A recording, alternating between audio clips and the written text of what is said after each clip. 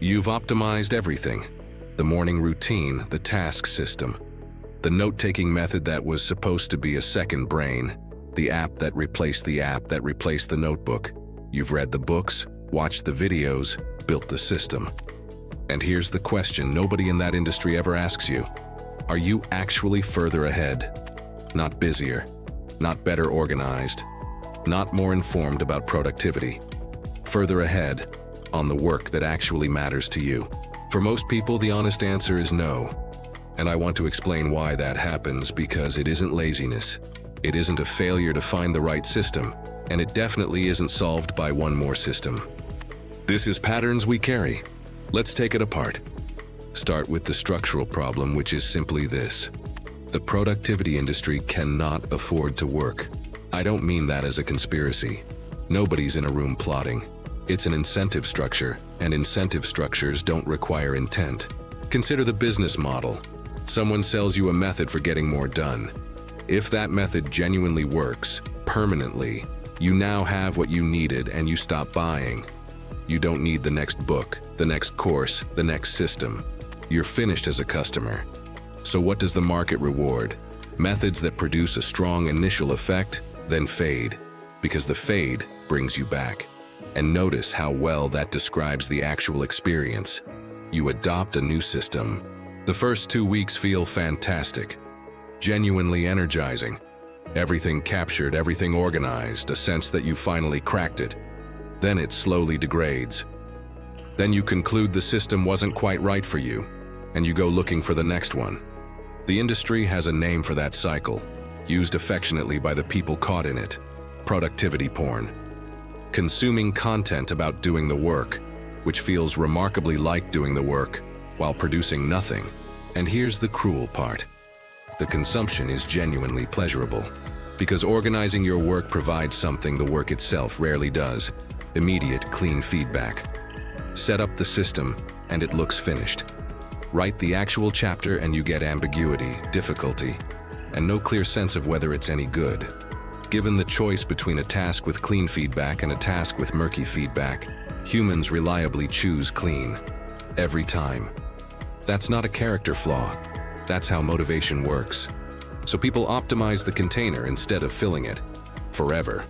And it feels like progress the entire time. Now, the second mechanism, and this one's more subtle. Optimization culture makes an assumption almost nobody examines, that the bottleneck is efficiency. That if you could just process tasks faster, capture ideas better, eliminate friction, the important work would happen. For most people, that assumption is simply false. The bottleneck is almost never speed. It's one of 3 things, and none of them are solved by a system. Bottleneck 1. You don't know what matters. You have 20 things you could do and no clear view of which 2 would actually change your situation. A productivity system will help you do all 20 faster. It will not tell you that 18 of them are irrelevant.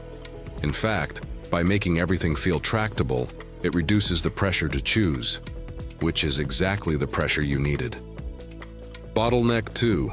The work is hard and you're avoiding it. Everyone has one. The difficult conversation. The piece of work that requires real thought. The thing where you might fail visibly. And a productivity system is the most sophisticated avoidance instrument ever built. Because reorganizing your tasks is work. It's genuinely useful looking, and nobody, including you, can easily tell it's avoidance. Bottleneck 3. You're doing too many things. No system fixes this. Nothing fixes this except removal. And removal is the one thing the entire industry never sells you. Because do fewer things is not a product. So the tool being sold addresses a bottleneck most people don't have, while making the bottlenecks they do have harder to see. Now, the honest counter-argument, because I don't do one-sided. Someone will say, systems obviously help. Writing things down works. Not carrying everything in your head reduces anxiety. Having a place for tasks is better than not having one. This is all true, and I'm not disputing it. Here's my actual claim. Precisely stated, basic systems produce almost all of the available benefit. And everything beyond basic is usually avoidance wearing a productivity costume. A list of what you have to do, a calendar, somewhere to put ideas. That's it. That's the 90%. Everything past that, the tagging taxonomies, the linked note graphs, the elaborate review cadences, the tool migrations, delivers rapidly diminishing returns while consuming exactly the attention and energy the actual work needed. And it does so while feeling productive, which is what makes it so difficult to detect from the inside. There's an old observation that work expands to fill the time available. The modern version is that organizing work expands to fill the space you were afraid to put the work in. Let me add the part that I think is genuinely harmful, not just wasteful. Optimization culture quietly reframes your entire life as a performance problem. When your default lens is efficiency, everything becomes an input to be optimized. Sleep becomes recovery for output. Reading becomes information acquisition. Exercise becomes maintenance of the machine. Relationships become, and people genuinely say this, networking or energy management. Push far enough, and you get someone who cannot rest without guilt, because rest doesn't produce anything. Who can't read a novel without feeling it should have been a book that teaches something. Who experiences an unproductive Sunday as failure. That's not a person with a good system. That's a person who has accepted a frame in which their existence requires continuous justification through output. The real tragedy is that the frame defeats itself. The states that produce genuine insight, rest, boredom, unstructured thought, are exactly what optimization culture labels as waste. People optimize away the conditions their best ideas came from, then wonder why they're producing more and thinking less. So what actually works? 4 things. None of them are exciting, which is why nobody sells them. 1. Pick the 2 things, ruthlessly, not a prioritized list of 20. 2. What are the 2 things that, if finished this quarter, would genuinely change your situation? That's not productivity. It's a decision, and an uncomfortable one, because it means accepting everything else won't get done. 2. Keep the system boring. A list, a calendar, one capture spot. If your system needs tutorials or constant maintenance, it's become a hobby. Don't mistake it for the work. A simple test. Could you explain your system in 30 seconds? If not, you're maintaining infrastructure. 3. Protect unstructured time. Walk without a podcast.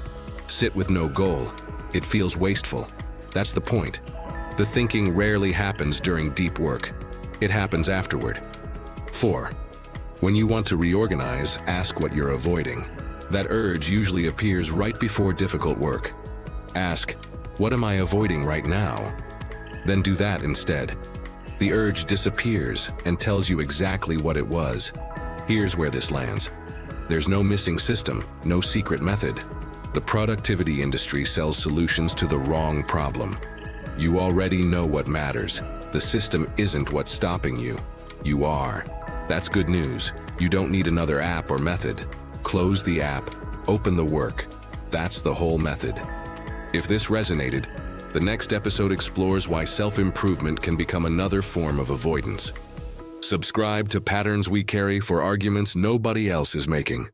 And be honest in the comments. How many productivity systems have you abandoned? I'll start. More than I'd like to admit. See you in the next one.